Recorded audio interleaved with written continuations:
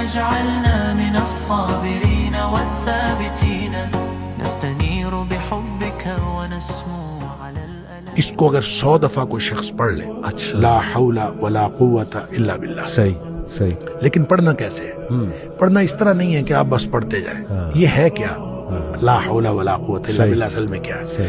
حول کا معنی بھی قوت ہے اور قوت کا معنی بھی قوت ہے. لا حول ولا قوت، یوں کہہ لیجئے نہ کوئی اجتماعی طاقت نہ کوئی انفرادی طاقت الا باللہ، سوائے اللہ کے.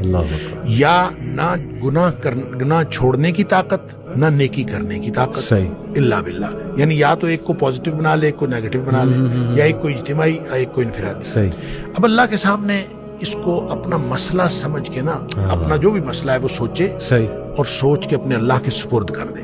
یا اللہ میری تو کوئی طاقت نہیں، نہ انفرادی نہ اجتماعی الا باللہ. ہاں تو عطا فرمائے طاقت تو ہو سکتی ہے.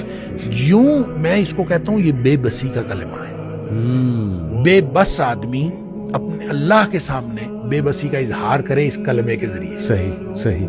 تو پھر یہ نبی پاک صلی اللہ علیہ وسلم نے فرمایا، جس شخص نے کہا تھا نا مجھے وسوسے آتے ہیں، جی آپ نے فرمایا لا حول ولا قوت الا باللہ پڑھا کر، تیرے وسوسے بھی ختم ہو جائیں گے اور اس کے علاوہ اللہ تعالیٰ تیرے 100 مسئلے حل کر دے گا. واہ.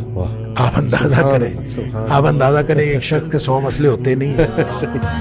اجعلنا من الصابرين والثابتين نستنير بحبك ونسمو